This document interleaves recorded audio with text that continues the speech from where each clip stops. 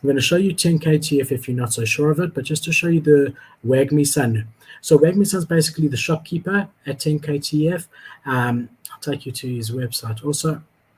And they basically do collabs with different collections that allow you to make wearables like backpacks and caps and things like that with a design of your NFT that you hold at the time of minting on it, right? So here you can see, and they've been great at storytelling. This is the shopkeeper over here. They create awesome videos, and they really have been engaging. So you can see here he's finding the blue serum in the other side, drinks it, and now he's in the world, right? Which is really, really cool. But here you can see the quality of their graphics and the quality of their videos are really, really incredible, and have always been like this. So they definitely do storytelling through video incredibly, incredibly well. And a lot of people really like this project, 10KTF, right? And we did see they went up about 25% or so when it was announced. Here you can see the shop. And then I don't want to connect my wallet, but if you go in, it will tell you whether the shop is open or not.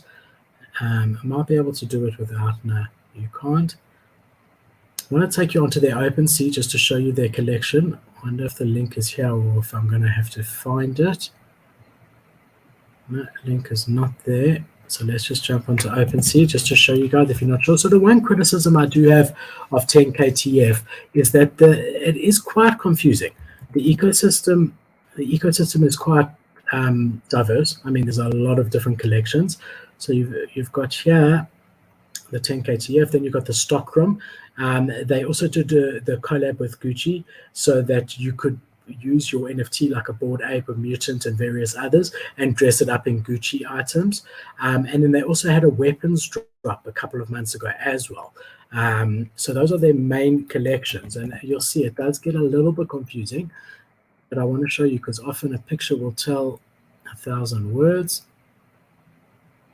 Okay, it's not coming up there. So we'll leave the weapons for now. But if we have a look here, 10KTF. So they went all the way to 0.45 after the news, but here's an example of it. So you get different items. The floor ones are socks with different NFTs on it. Obviously, the more sought after the NFT is, the higher the floor. So if you have a Bored Ape backpack, that's going to go for a lot more than only one force backpack. Here's, you can see you've got your mutant cap over here, but also, and your hoodie, different items with a cryptode on it. But also if you go in here and just have a look, you can see that the different types and how rare they are. So there's currently only 24 day packs. So this on the floor, even it's an only one force, yes, but this on the floor is quite crazy. Let's just have a look here. If we just sort it according to day packs. Okay, no, that's a backpack, not a day pack. Okay, then socks, you've got 1,000. Footwear, you've got 1,900. Headgear, you've got 2,200. Jerseys and outerwear, 2,300. Shoes, 5,000. And bags, 10,000. So that just gives you an idea of the rarity.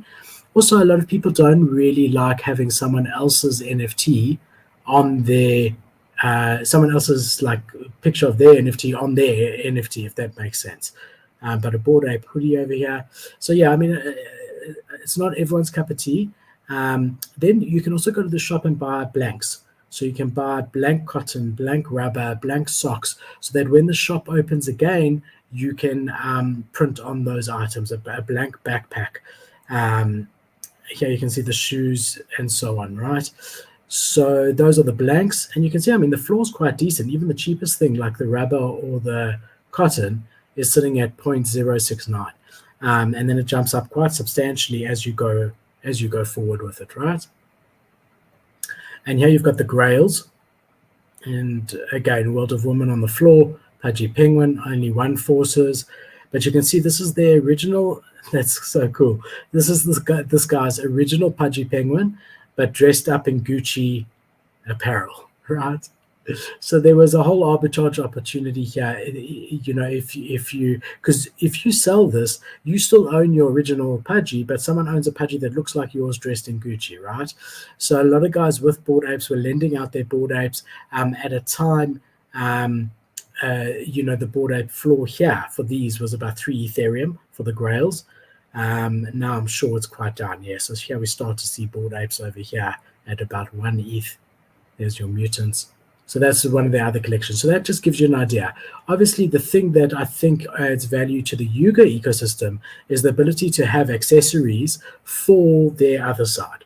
So they'll definitely now be doing drops for mutants and Bored Apes and dogs, I'm sure, where you can customize your own different wearables for the metaverse. And we are seeing with CloneX, Adidas, and everything like that, that wearables seem to be, part of what they think is going to be the future of the metaverse, a big part of the future in the metaverse, right? So great, we've seen Yuga and 10KTF have partnered up together, and I think it's really exciting news, and I think it's a good fit. And now we've got Beeple as an advisor